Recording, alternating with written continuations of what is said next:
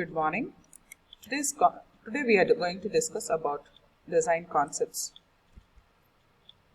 Fundamental software design concepts provide the necessary framework for getting it right. Abstraction, architecture, patterns, modularity, information hiding, functional independence, refining, refactoring, design classes are the design concepts. Coming to the abstraction, when we consider a modular solution to any problem, many levels of abstraction can be posed. As we move through different levels of abstraction, we work to create procedural and data abstractions. A procedural abstraction refers to a sequence of instructions that have a specific and limited function. A data abstraction is a named collection of data that describes a data object. The procedural abstraction would make use of information contained in attributes of the data abstraction. Coming to the architecture, architecture is a structure or organization of program components, the manner in which these components interact, and the structure of data that are used by the components. Number 3, patterns. A design pattern describes a design structure that solves a particular design problem within a specific context and amid forces that may have an impact on the manner in which the pattern is applied and used.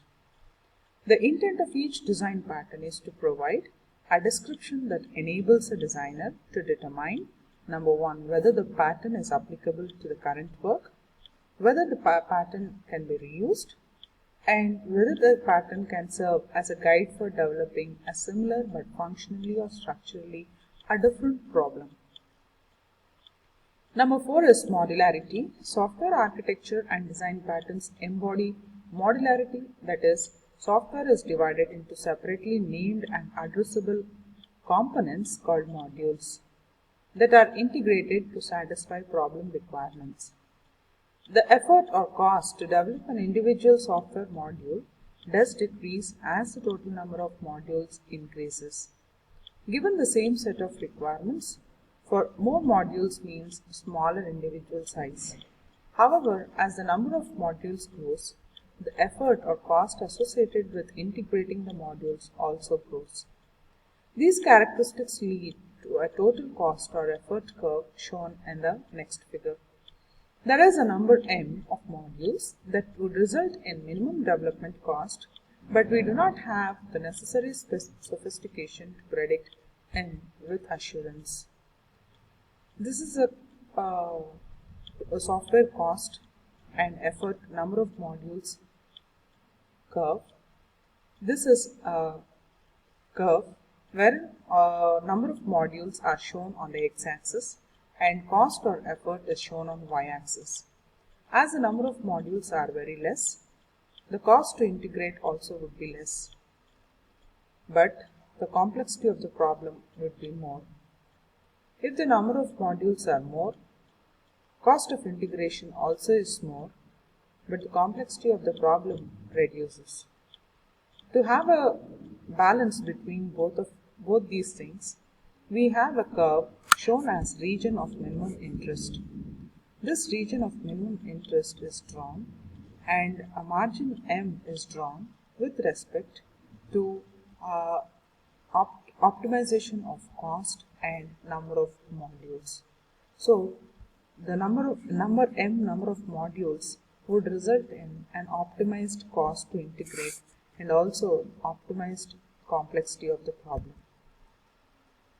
Coming to the fifth one, it is information hiding.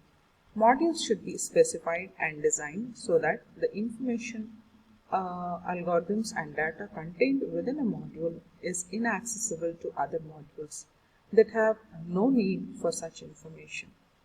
Abstraction helps to define the procedural or informational entities that make up the software. Hiding defines and enforces access constraints to both procedural detail within a module and any local data structure used by the module. Coming to the sixth one, it is functional independence. The concept of functional independence is a direct outgrowth of modularity and the concepts of abstraction and information hiding. We want to design software so that each module addresses a specific subfunction of requirements and has simple interface when viewed from other parts of the program structure. Software with effective modularity is easier to develop because functions may be compartmentalized and interfaces are simplified. Independent modules are easier to maintain and test because secondary effects caused by design or code modification are limited. Error propagation is reduced and reusable modules are possible. Functional independence is a key to good design, and design is a key to software quality. Independence is assessed using two qualitative criteria, cohesion and coupling. Cohesion is an indication of relative functional strength of a module. A cohesive module performs a single task requiring little interaction with other components in other parts of a program. Coupling is an indication of interconnection between modules in a software structure. In software design, we strive for lowest possible coupling. Then comes the refinement. Refinement is actually a process of elaboration. It is a top-down design strategy. We begin with a statement of function that is defined at a high level of abstraction. Refinement causes the designer to elaborate on the original statement, providing more and more detail as each successive refinement or elaboration occurs. Abstraction and refinement are complementary concepts.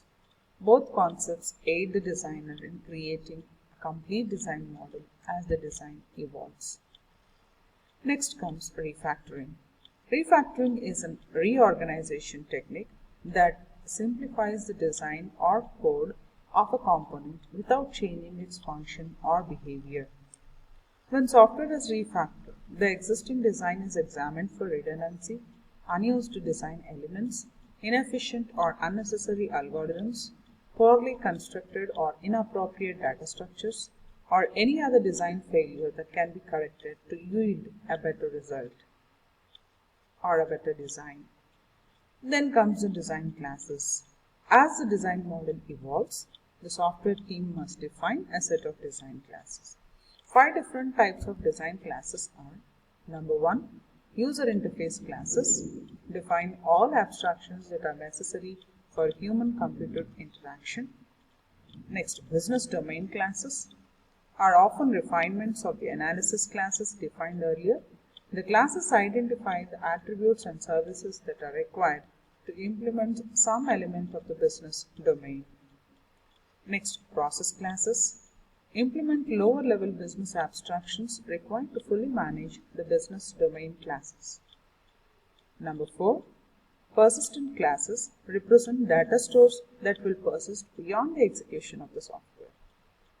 Number 5, system classes implement software management and control functions that enable the system to operate and communicate within its computing environment and within the outside world.